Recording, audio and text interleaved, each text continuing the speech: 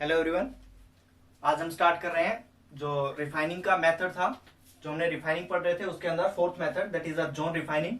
अब zone refining जैसा कि नाम से पता लग रहा है कि इसके अंदर जोन बनेंगे, क्षेत्र बनेंगे अलग अलग।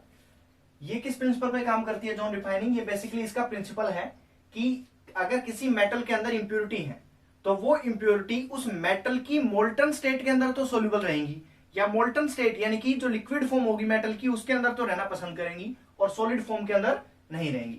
तो बेसिकली इसका प्रिंसिपल है, this method is based upon the principle that impurities are more soluble in molten state of metal as compared to solid form of metal. इसको ऐसे समझते हैं, देखो इसकी जो टेक्निक है, ये प्रोसेस है, कैसे काम करती है कि हमारे पास मान लिया इम्प्योर मेटल रोड है, इसको एक इनर्ट एटमॉस्फेयर के अंदर रखा जाता है, इनर्ट एटमॉस्फेयर जहां पे कोई गैसेस नहीं। फिर क्या करते हैं हम, अब इस मेटल को हम गर्म करेंगे, इस मेटल को हीट अप्लाई करेंगे, इस रोड को। जब हम इसको हीट अप्लाई करेंगे तो क्या होगा, जो मेटल है वो मोल्टन स्टेट में कन्वर्ट होगी, यानी कि मेटल है वो पिघलेगी। अगर मेटल मोल्टन स्टेट में कन्वर्ट होगी तो देखो क्या होगा, ये एक तरह का रोलिंग हीटर होता है, रोलिंग हीटर मतलब ये आगे पीछे रोल कर सकता है और ये हीट प्रोवाइड कराएगा। हम इसको इस डायरेक्शन में मूव करवाएंगे। अब देखो क्या होगा, इसको मूविंग हीटर भी बोला जाता है। जब ये हीटर यहां पे है तो यहां पे क्या होगा, ये वाला पार्ट यहां से यहां तक का पार्ट है मेटल का, वो क्या होगा, मेल्ट होगा, गर्म होगा और वो मेल्ट हो जाएगा। जब वो मेल्ट होगा उसके बाद मैं इस रोलिंग हीटर को या जो मूविंग हीटर है इसको आगे की तरफ लेके जाऊंगा। जब आगे की तरफ लेके जाऊंगा कि लेट से अब हम इसको यहां पे ले गए, इस हीटर को हम यहां पे ले आए, तो अब क्या होगा, ये जो मेटल मेल्ट हुई थी ये सोलिडिफाई होना स्टार्ट होगी। और जब ये सोलिडिफाई होना स्टार्ट होगी तो जब ये मेटल थी, जब ये सोलिडिफाई हो रही है तो ये वाला जो पोर्शन है, नया वाला जो पोर्शन है, ये मेल्ट होना स्टार्ट हो जाएगा। तो अब जो इंप्यूरिटी है इस सॉलिड, जो मेटल पहले मेल्ट हुई थी वो वहां से निकल के जो नया पोर्शन मेल्ट हो रहा है उसके अंदर चलती जाएंगी और ये कैसा हो जाएगा, सोलिडिफाई होता जाएगा। मतलब दोबारा समझो, पहले ये मेल्ट होगा, मेल्ट होने के बाद जब आगे वाला पोर्शन मेल्ट होगा तो इससे इंप्यूरिटी निकल के आगे चली जाएंगी, क्योंकि इंप्यूरिटी कहां पे सोल्यूबल है, more soluble in molten state as compared to solid form.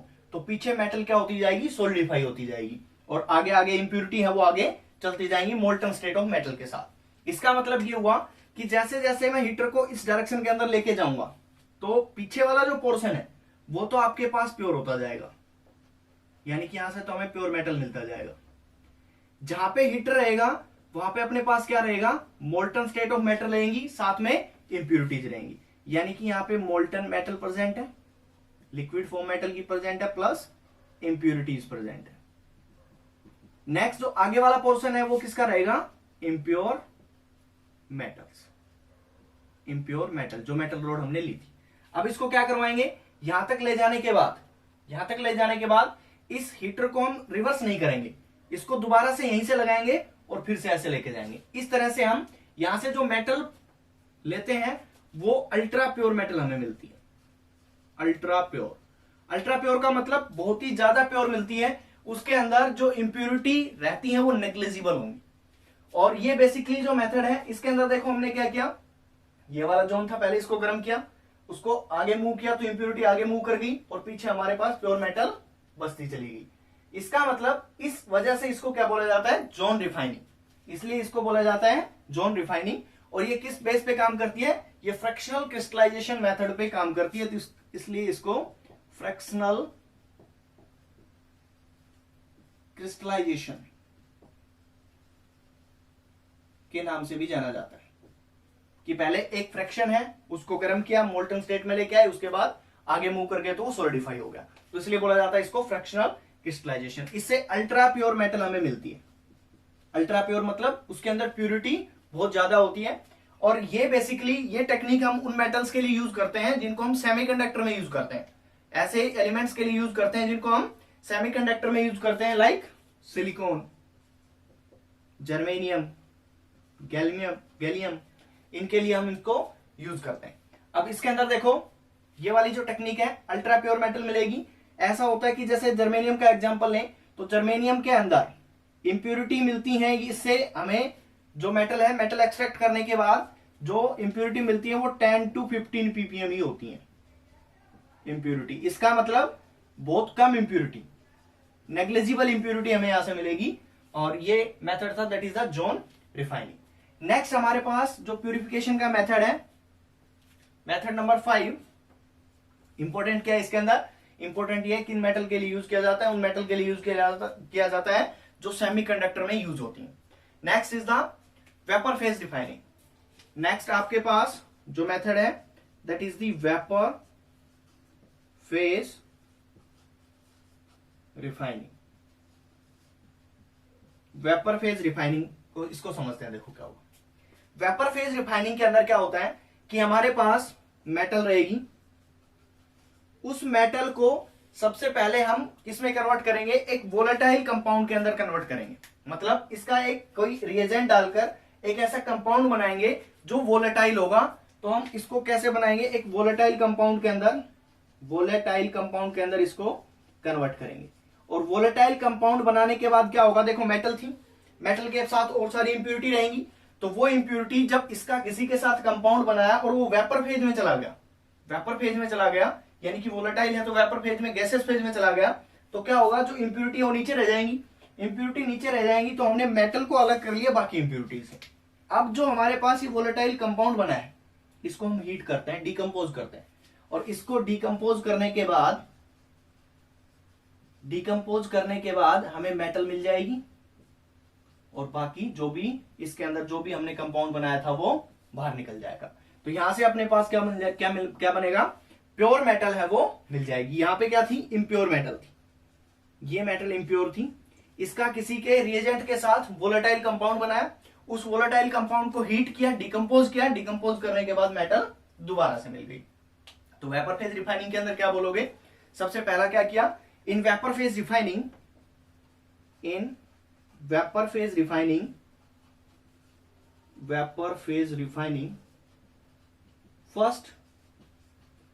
first metal is converted या metal is separated from, first metal is separated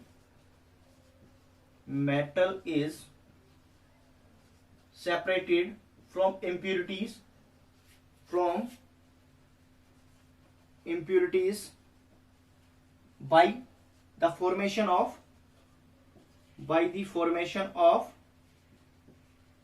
volatile compound।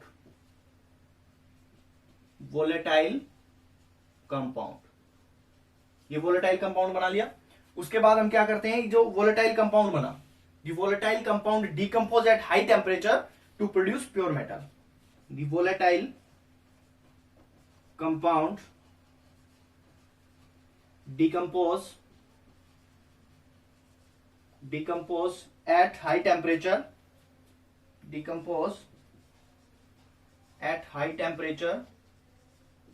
to produce pure metal।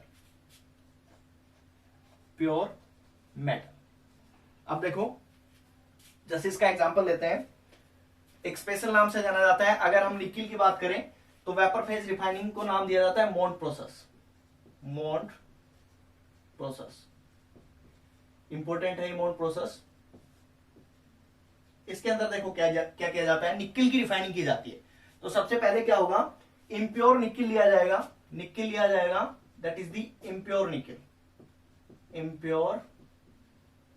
Nickel, जिसको हमें क्या करना है? Refine करना है। ये सॉलिड फॉर्म में होगा। इसकी रिएक्शन करवाई जाएगी कार्बोनिल के साथ, CO। तो यहां से बनेगा निकिल टेट्राकार्बोनाइल, NiCO4। अगर इसको बैलेंस करूं, ये हो गया बैलेंस। जब ये निकिल के साथ इसको रिएक्ट करवाया जाएगा तो यहाँ पे जो टेम्परेचर देखो, ये सॉलिड है, ये गैसियस फॉर्म में, टेम्परेचर कंडीशन रहेंगी वो रहेंगी 330 to 350 केल्विन।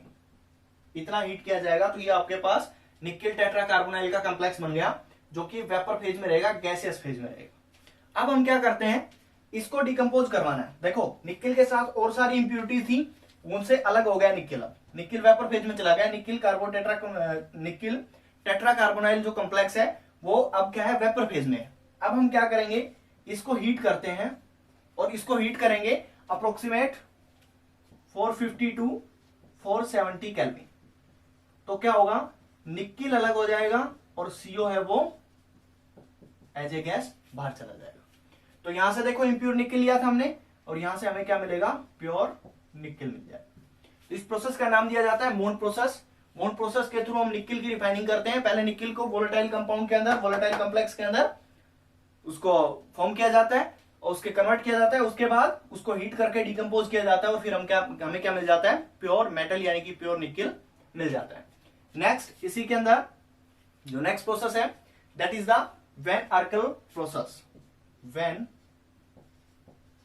आर्कल प्रोसेस, ये प्रोसेस बेसिकली मोन प्रोसेस निकल के लिए होती है।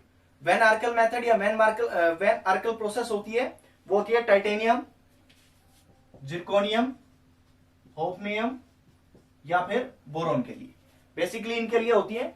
अब सेम इसका प्रिंसिपल भी वही है। सबसे पहले जो आपके पास इंप्योर मेटल होगी उसको किसी के साथ रिएक्ट करवाया जाएगा और रिएक्ट करवाने के बाद एक वोलेटाइल कंपाउंड बनाया जाएगा। ऐसा कंपाउंड बनाया जाएगा जो गैसियस फेज में एग्जिस्ट करता है।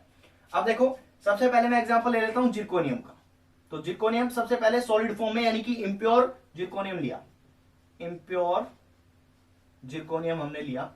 इसके बाद ये जो इम्प्योर जिरकोनियम हमने लिया है इसको एक आयोडीन चैम्बर है, एक चैम्बर होगा जिसके अंदर आयोडीन प्रेजेंट होगी, उसके साथ रिएक्ट करवाया जाएगा। I2 के साथ आयोडीन के साथ रिएक्ट करवाते हैं। जब इसको आयोडीन के साथ रिएक्ट करवाते हैं तो टेम्परेचर कंडीशन होती है 870 केल्विन, 870 केल्विन के अंदर। अब I2 है वो किस फॉर्म में होगा, गैसियस फॉर्म में। जब ये इस टेम्परेचर कंडीशन पे रिएक्ट करेगा तो यहां से कॉम्प्लेक्स बनेगा, कंपाउंड बनेगा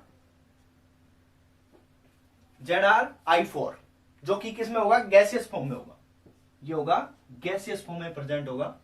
अब ये जो कंपाउंड बना इसको हम फर्दर हीट करते हैं और उसको डिकम्पोज करेंगे। जब इसको हीट करते हैं अप्रोक्सीमेट 2075 केल्विन इन टंगस्टन फिलामेंट, टंगस्टन फिलामेंट के ऊपर इसको हीट किया जाए तो क्या होता है, जिरकोनियम अलग हो जाएगा और आयोडीन दोबारा से निकल जाएगी। अगर इसको बैलेंस करूं तो ये हो गया 2, ये हो गया आपके पास 2। तो यहां से मिला हमें क्या मिला, प्योर जिरकोनियम मिला। इम्प्योर जिरकोनियम था, उसका कॉम्प्लेक्स बनाया, कंपाउंड बनाया। एक कंपाउंड किसके साथ बनाया, आयोडीन के साथ, वो वोलेटाइल कंपाउंड था। उसके बाद उसको हीट किया, डिकम्पोज हो गया, जिरकोनियम मिल गया। सेम इसी तरह से हम टाइटेनियम के साथ रिएक्शन करवा सकते हैं। टाइटेनियम सॉलिड लेंगे, उसके बाद इसको हीट करवाएंगे I2 के साथ, तो ये मिलेगा यहां से अपने को TiI4। जो ये TiI4 मिला, ये टेम्परेचर कंडीशन रहेंगी यहां पे 523 केल्विन। और जब इसको हम फर्दर हीट करते हैं अप्रोक्सीमेट 1700 केल्विन के आसपास, 1700 केल्विन के आसपास जब इसको हीट करते हैं तो यहां से टाइटेनियम अलग हो जाएगा और I2 अलग हो जाएगा। तो इस तरह से जो वेपर फेज रिफाइनिंग है उसके अंदर मोन प्रोसेस और वैन आर्कल प्रोसेस आती है। मोन प्रोसेस बेसिकली यूज होती है निकल के लिए, और जो बाकी आपके पास वैन आर्कल प्रोसेस है वो यूज होती है किसके लिए, जिरकोनियम, टाइटेनियम, होफनियम के लिए। पहले वोलेटाइल कॉम्प्लेक्स बनाया, कंपाउंड बनाया, उसके बाद उसको डिकम्पोज किया, टेम्परेचर दिया हाई टेम्परेचर, और जब हाई टेम्परेचर देकर उसको डिकम्पोज करते हैं तो क्या हो जाता है, प्योर मेटल हमें मिल जाता है। बाकी जो गैसेस की फॉर्म में बाहर चले जाते हैं। तो ये आपके पास था वेपर फेज रिफाइनिंग। तो आज ये हमने पढ़ा जोन रिफाइनिंग। इसके अंदर जोन बनेंगे, पहले मेटल को मोल्टन स्टेट में कन्वर्ट किया जाएगा, इंप्योरिटी है वो मोल्टन स्टेट में रह जाएंगी, और जैसे जैसे मेटल सोलिडिफाई होती है इंप्योरिटी आगे मूव करती चली जाएंगी। इस तरह से हम अलग कर लेंगे। इसके अंदर ये इनर्ट एटमॉस्फेयर इसलिए अप्लाई किया था हमने ताकि जब हम इसको मेटल को गर्म करते हैं तो इसके अंदर अगर गैसेस प्रेजेंट होगी, O2 या कोई भी और गैस प्रेजेंट होगी, तो क्या होगा, मेटल का ऑक्सीडेशन हो जाएगा। तो मेटल का ऑक्सीडेशन ना हो इसलिए हमने ये इनर्ट एटमॉस्फेयर या नोबल गैस एटमॉस्फेयर अप्लाई किया है। तो ये आपके पास दो प्रोसेस थी। अभी हम नेक्स्ट प्रोसेस पढ़ेंगे, that is the chromatographic method. Next method is chromatographic method.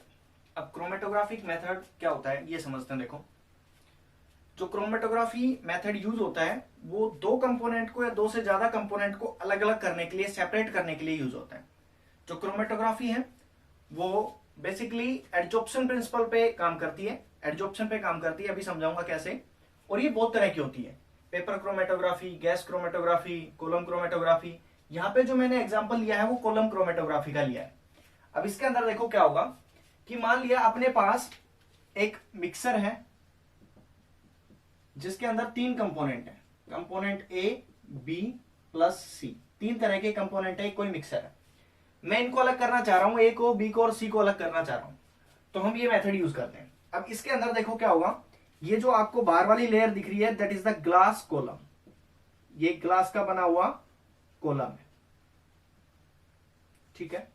अब इसके अंदर क्या होगा कि इसका प्रिंसिपल होता है जो क्रोमेटोग्राफी का, वो होता है कि ये जो कंपोनेंट है, यानी कि ये मिक्सर के कंपोनेंट है ए, बी एंड सी, इनकी एड्जॉर्प्शन पावर अलग अलग होती है, एक्सटेंट ऑफ एड्जॉर्प्शन अलग अलग होता है ऑन द एड्जॉर्बेंट।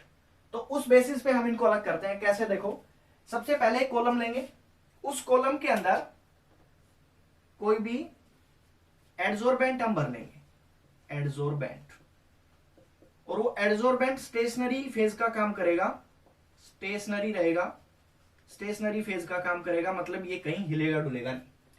अब एड्जॉर्बेंट जनरली यूज किया जाता है वो सिलिका जेल यूज किया जाता है। अगर लेंथेनॉइड की बात की जाए तो उनके केस में आयन एक्सचेंज रेजिन लिए जाते हैं, एक या एल्यूमिना लिया जाता है। तो आप जो मर्जी ले सकते हो, मान लिया आपने कोई भी ले लिया, Al2O3 भर लिया, ठीक है, इसके अंदर, इस कॉलम के अंदर भर लिया। अब इस कॉलम के अंदर भर लिया, उसके ऊपर आप डालोगे जो मिक्सर आपको अलग करना है, यानी कि मिक्सर डाल दिया जिसके अंदर 3 कंपोनेंट थे, ए प्लस बी प्लस सी, ठीक है। अब होगा क्या, ये जो आपने स्टेशनरी फेज लिया एड्जॉर्बेंट, ये जो एड्जॉर्बेंट आपने लिया है, adsorbent that is the stationary phase,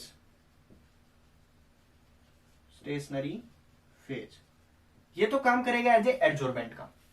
अब इस एड्जॉर्बेंट के ऊपर ये जो आपने कंपोनेंट लिए ए, बी और सी, इनकी अलग अलग एक्सटेंट ऑफ एड्जॉर्प्शन रहेगा, मतलब इनमें से कोई ज्यादा एड्जॉर्प्शन दिखाएगा इसके ऊपर और कोई कम एड्जॉर्प्शन दिखाएगा।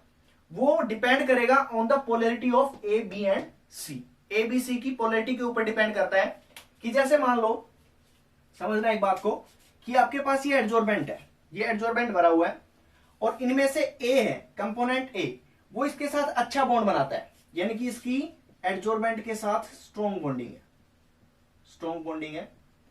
सी की वीक बॉन्डिंग है और बी की मॉडरेट बॉन्डिंग है। मतलब ये अगर एड्जॉर्बेंट के को कांटेक्ट में, ए के कांटेक्ट में अगर हम लेके आते हैं तो वो इसके साथ अच्छा बॉन्ड बना लेता है, बी उससे कम अच्छा बनाता है और सी का जो बॉन्ड बनता है वो वीक बॉन्ड बनता है। अब मैं क्या करता हूं, ध्यान से समझना। अब इसके अंदर एक हम कोई सोलवेंट होता है जिसको इल्यूटेंट बोलते हैं, वो हम ऊपर से डालना स्टार्ट करते हैं। जब इस सोलवेंट को ऊपर से डालना स्टार्ट करेंगे तो इसके अंदर जो मिक्सर के अंदर कंपोनेंट ए, बी और सी था, ये इसको बोलेंगे मोबाइल फेज, ये चलने वाला फेज है। क्रोमेटोग्राफी के अंदर इसका नाम दिया जाता है मोबाइल फेज, इस सोलवेंट का। अब ये सोलवेंट क्या करेगा, ये सोलवेंट इन तीनों कंपोनेंट को नीचे लेके आएगा, नीचे लेके आएगा। अब नीचे क्या है, अपने पास स्टेशनरी फेज है।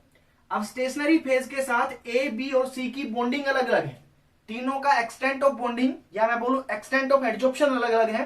तो क्या होगा, जो सबसे ज्यादा अच्छा बॉन्ड बनाता है इस फेज के साथ, वो तो ज्यादा देर तक इसी के साथ चिपका रहेगा, लेकिन जिसके बॉन्ड इसके साथ वीक है वो जल्दी जल्दी नीचे आता चला जाएगा। यानी कि कहानी ये होगी कि मैंने ए को स्ट्रॉन्ग बॉन्ड माना है, तो थोड़ी देर बाद जब 3 मिनट, 4 मिनट, 5 मिनट तक मैंने ऐसे इल्यूशन करवाया, जब मैंने सोलवेंट डाला, तो क्या होगा, ये जो कंपोनेंट थे ये नीचे की साइड मूव करेंगे और उनमें से सबसे ज्यादा वो मूव करेगा जिसके बॉन्ड इसके साथ वीक होंगे, स्टेशनरी फेज के साथ वीक होंगे या जिसकी एड्जॉर्प्शन वीक होगी। तो क्या होगा, ये जो तीनों कंपोनेंट थे वो अलग अलग हो जाएंगे कुछ टाइम बाद, और जिसका बॉन्ड वीक था वो सबसे नीचे, मॉडरेट वाला बीच में, और जिसके बॉन्ड स्ट्रॉन्ग थे वो धीरे धीरे चल रहा है, मतलब उसका एड्जॉर्प्शन ज्यादा है, इसलिए उसका इल्यूशन है वो स्लो है। अब क्या होगा, ये तीनों लेयर अलग अलग होगी, ऐसे हम इल्यूशन करवाते जाएंगे। तो सबसे पहले कौन आ जाएगा, सी बार आ जाएगा, उसके बाद बी बार आ जाएगा और उसके बाद ए बार आ जाएगा। इस तरह से हमने क्या किया, ए, बी और सी तीनों कंपोनेंट को अलग अलग कर लिया। मिक्सर के अंदर 3 कंपोनेंट थे, उनको अलग अलग कर लिया। तो क्रोमेटोग्राफी का बेसिक प्रिंसिपल क्या है, this is based on the principle of this process या this technique is based on the principle of on the principle of adsorption of component of mixture, components of mixture are different. This technique is based on the principle of adsorption of component of mixture are different at adsorbent. इसमें extent word लगा लो, extent of adsorption of component of mixture आज different at adsorbent, और adsorbent यहां पे क्या है, stationary phase, stationary phase, ठीक है। ये इसका प्रिंसिपल है, यानी कि एडजॉर्प्शन पे बेस है, जो क्रोमेटोग्राफी मेथड है वो एडजॉर्प्शन के ऊपर बेस है। तो यहां से आपको समझ में आया कि जो कंपोनेंट ज्यादा देर तक रहेगा, अगर देखो ये तीनों कंपोनेंट कलर्ड है, मतलब तीनों का कलर अलग अलग है, एक रेड है, एक ब्लू है, एक ग्रीन है, तीनों का कलर अलग अलग है, तो हमें जब हम इल्यूशन करवा रहे हैं तो उसके अंदर अलग अलग लेयर दिखेंगी तीन, ए का कलर अलग दिखेगा, बी का अलग दिखेगा, सी का अलग दिखेगा, तो उनको हम अलग कर लेंगे। एक कलर इकट्ठा हुआ, उसको अलग कर लिया, दूसरा वाला लिया, तीसरा लिया, ऐसे। अगर ये तीनों कलरलेस हैं तब हम क्या करते हैं, तब हम ऐसे करेंगे कि जैसे शुरुआत के अंदर 2 मिनट तक हमने इल्यूशन करवाया, उसको एक जो ये क्रूसिबल, जो आपके पास ये एक फ्लास्क है, कोनिकल फ्लास्क, इस कोनिकल फ्लास्क के अंदर वो कंटेंट आया, उसको अलग कर लिया, फिर 2 मिनट वाली को अलग कर लिया, फिर 2 मिनट वाली को अलग कर लिया। उसके बाद हम चेक करेंगे जिन भी अपने पास जो भी ये कंटेनर है उनके अंदर अगर सेम मटेरियल मिला, मतलब उसको हम क्या करेंगे, फिर आइडेंटिफाई करेंगे। अगर सेम कंपोनेंट मिले उनको मिक्स कर देंगे और उनको अलग कर लेंगे। डिफरेंट कंपोनेंट मिले मतलब वो डिफरेंट कंपोनेंट था। तो कहने का मतलब ये हुआ, क्रोमेटोग्राफिक मेथड से हम अलग अलग कर सकते हैं कंपोनेंट्स को, और इसका प्रिंसिपल एडजॉर्प्शन के ऊपर बेस्ड है। अब ये वाला मेथड यूज कहां होता है, ये वाला मेथड यूज करते हैं हम उन एलिमेंट्स के लिए, ध्यान से सुनना, ये वाला मेथड यूज होता है उन एलिमेंट्स के लिए जिनके अंदर जो इंप्यूरिटी है वो इंप्यूरिटी उनकी एलिमेंट्स की और इंप्यूरिटीज की केमिकल प्रॉपर्टी और फिजिकल प्रॉपर्टी ऑलमोस्ट सिमिलर होती है, मतलब उनको डिस्टिंग्विश करना बहुत मुश्किल होता है। तो उस केस में हम ये मेथड यूज करते हैं। जैसे आपके पास लेंथेनॉइड, एफ ब्लॉक के एलिमेंट लेंथेनॉइड, 4F सीरीज वाले आगे पढ़ेंगे हम। जो लेंथेनॉइड एलिमेंट है, लेंथेनॉइड्स, उनको अलग करने के काम आता है। और उस केस में जो स्टेशनरी फेज लिया जाता है, उस केस में जो स्टेशनरी फेज लिया जाता है, ये स्टेशनरी फेज होती है ion exchange resin, ion exchange resin, इनका यूज होता है और लेंथेनॉइड को अलग करने के काम आता है। यानी कि ये मेथड हम उस केस में यूज करेंगे, this method is use for separating the elements which have a minute difference, mean chemical property and physical property of impurities, और इनकी क्वांटिटी भी क्या हो, कम हो। जैसे ये लेंथेनॉइड है, ये जो एलिमेंट है इनको रेयर अर्थ मेटल बोला जाता है, और इनकी क्वांटिटी बहुत कम होगी, तो उनको कम क्वांटिटी को भी ये मेथड अच्छे से क्या कर सकता है, सेपरेट कर सकता है। तो ये क्रोमेटोग्राफिक मेथड था जो एडजॉर्प्शन के ऊपर बेस्ड है, ये इसका तरीका था। नेक्स्ट और last refining method, that is the poling. Poling क्या है? पोलिंग, पोलिंग का मतलब होता है wood log, woods, green wood log, green wood log. इसके अंदर देखो क्या होगा, ये मेथड हम तब अप्लाई करते हैं जब हमारे पास इंप्यूरिटी हो मेटल ऑक्साइड की और साथ में अपने पास हो मेटल। अगर मेरे पास कोई मेटल प्रेजेंट है और एज ए इंप्यूरिटी उसका ऑक्साइड प्रेजेंट है, तो इनको रिफाइन करने के लिए हम इस मेथड का यूज करते हैं। इसके अंदर हम क्या करते हैं, एक ग्रीन वुड डालते हैं जो कि हाइड्रोकार्बन प्रोवाइड करती है, और इस मेथड के अंदर ग्रीन वुड हाई टेम्परेचर पे डाला जाता है। जब ग्रीन वुड होता है, ग्रीन वुड से स्टीर किया जाता है, जो ग्रीन वुड होता है वो क्या करेगा, हाई टेम्परेचर पे, जब हाई टेम्परेचर होगा तो भाई वुड के अंदर क्या होंगे, कार्बन हाइड्रोजन होंगे, हाइड्रोकार्बन होंगे, तो यहां से हाई टेम्परेचर के ऊपर हाइड्रोकार्बन गैसेस रिलीज होती है, जैसे CH4 हो गया, ये मीथेन, ये एज ए गैसेस रिलीज होगी, या CO हो गया, वो रिलीज होंगी। जैसे एक सिंपल सा एग्जांपल लेते हैं कि मान लो आपने ब्लिस्टर कॉपर जो बनाया था, अगर उस ब्लिस्टर कॉपर के अंदर इंप्योरिटी प्रेजेंट थी कॉपर ऑक्साइड की, इस तरह से, तो इसको प्यूरिफाई करने के लिए इस मेथड का यूज किया जाता है। इसके अंदर क्या करेंगे, ये आपके पास Cu2O that is the cuprous oxide, ये रिएक्ट करेगा इस मेथड के अंदर, जो ग्रीन वुड है वो रिलीज करेगी CH4 गैस, CH4 के साथ ये रिएक्ट करेगा, और रिएक्ट करने के बाद यहां से कॉपर मिल जाएगा प्लस CO2 गैस निकल जाएगी और H2O वाटर निकल जाएगी। तो ये Cu है, ये क्या हो गया, अलग हो गया। ये जो इंप्यूरिटी थी आपके पास Cu2O, उससे भी हमने कॉपर कलेक्ट कर लिया, और इस मेथड को हम बोलते हैं पोलिंग मेथड। तो यानी कि आप बोलोगे poling method is used for the purification of metal which have used for the purification of metal